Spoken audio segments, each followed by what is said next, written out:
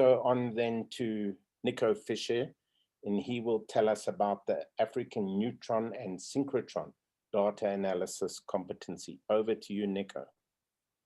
Thanks very much, Simon. And just please confirm that you see my slides. Everything in order. Voice. Perfect. Thank you very much.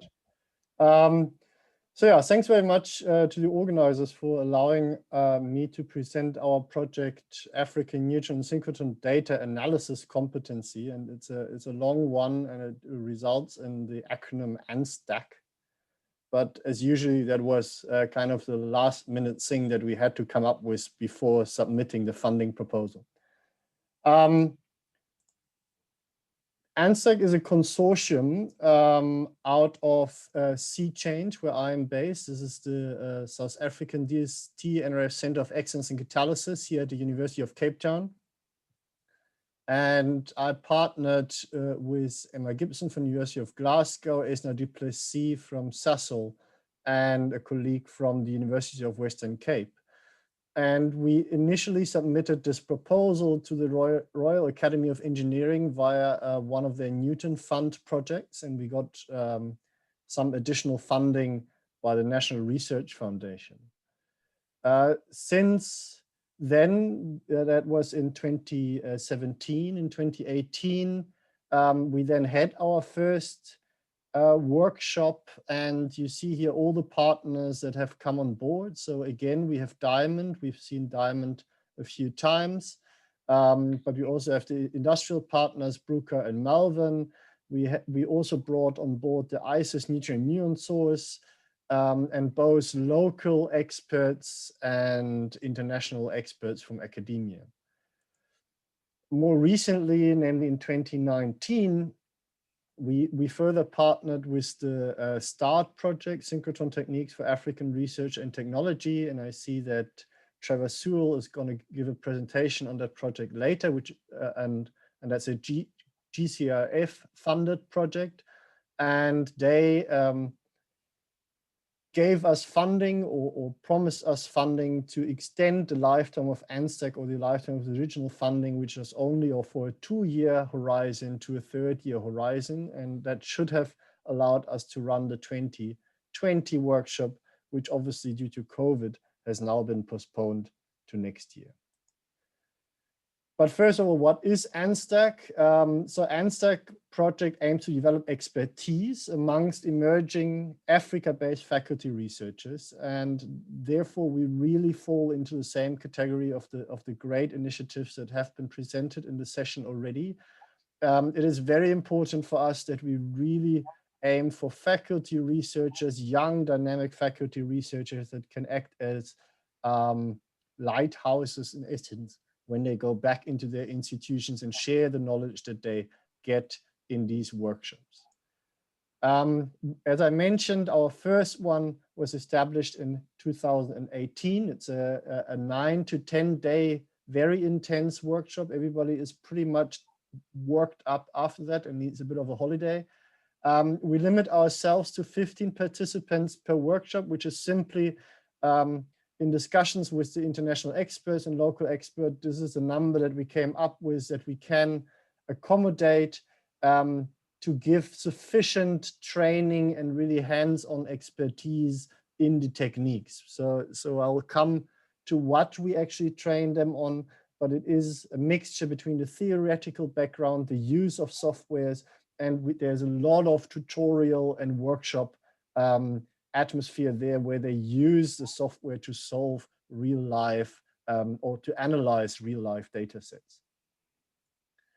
Which sets us a bit apart, I think, is that we managed to find budget and to find funding so that everything is free of charge, and that makes us very approachable. The only thing participants have to cover is their travel to Cape Town, to and from Cape Town. The workshop itself, accommodation and catering for this 10-day period is free.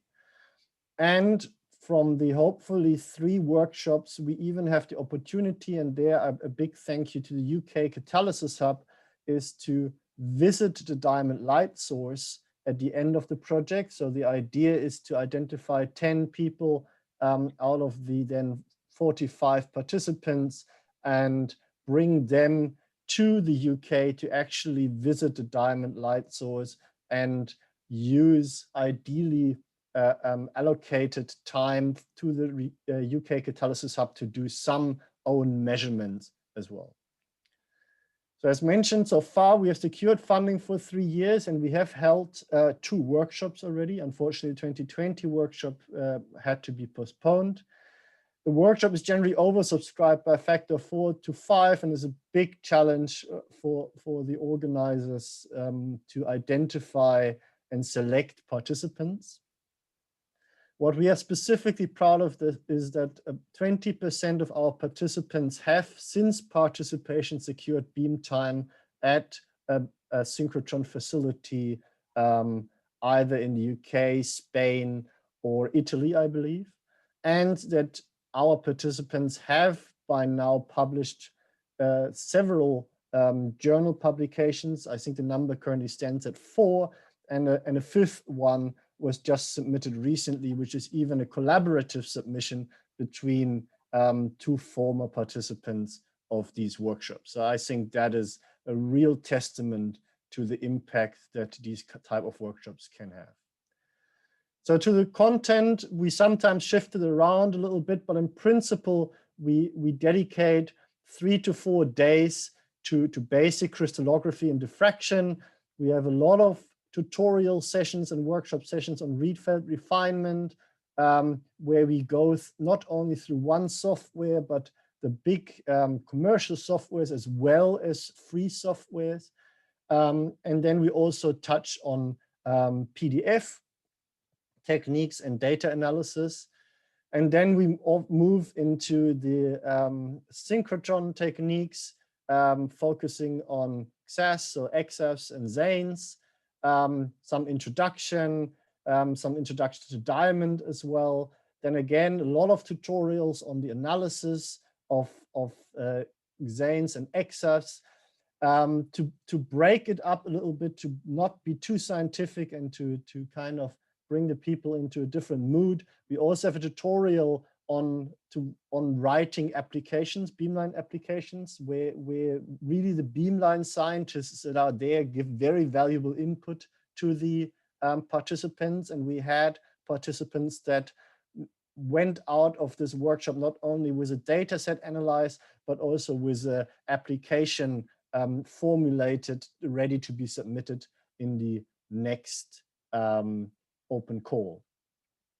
And then we move into the neutron techniques, which is for most people something very new, I must say, and have an extra data analysis session towards the end, where participants can work on neutron techniques, but also obviously have the possibility to work on their XF XANES and XRD skills in the presence of the tutorial of the lecturers.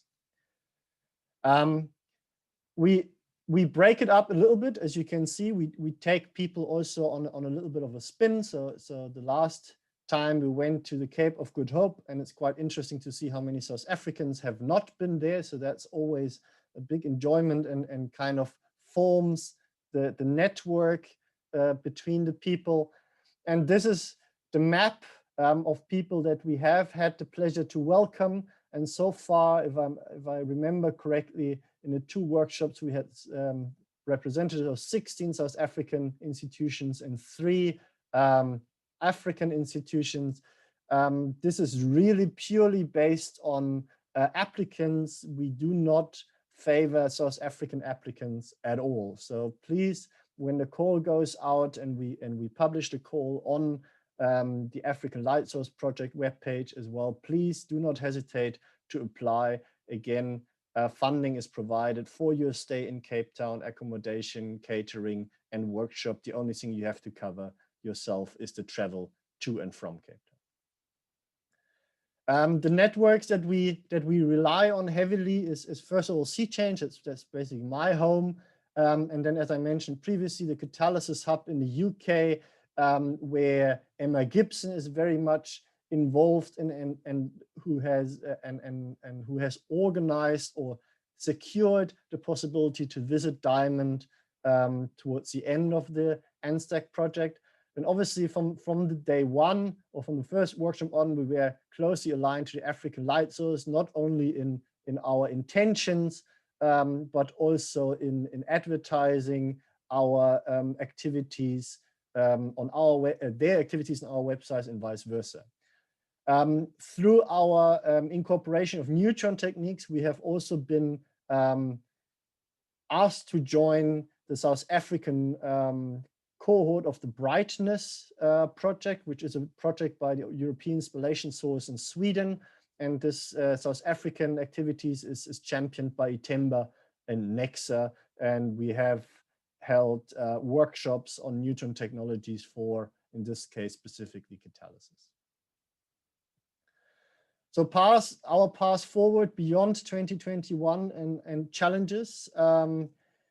We had secured funding for a third workshop, but obviously COVID changes everything. So the DCRF START project is now potentially struggling to provide that funding in 2021, especially towards the end of 2021, where we foresee that the workshop, the third ANSDAC workshop might happen due to simply running out of time. What we want to do, and that is very similar to what other speakers before me said, we want to form a community of users, and we want to develop technique experts that can go from Africa to the international facilities and return to their institutions and grow experience locally. And lastly, there's something that we really would like to see is to develop X-ray absorption spectroscopy training center for Africa, even before a large-scale synchrotron facility is built. And we have tried to apply for funding via the Newton country prize. And we actually made it through the first stage, but unfortunately we're not ultimately successful. And our proposal back then was to establish one of those lab-based XAS instruments in Africa, and to be the so-called first African beamline, which comes together to this nice acronym of FAB. That's all that I wanted to share with you. As you see my email address, you have seen the web address of ANSDAC, and thank you again for the opportunity. And if there are any questions, I'm happy to answer them later in the break. Well, that was another tour de force, folks. It's absolutely fantastic to see, you know, how much is going on. I think brilliant talk to add to the other very good ones. You can pick up questions in the chat. Nico, I'm sure you can also answer them there. And if they still remain later, we will pick them up later. So sorry, but we must move on. I'm going to invite Trevor Sewell, open his mic and his video. I will give the screen sharing to him. Thank you very much.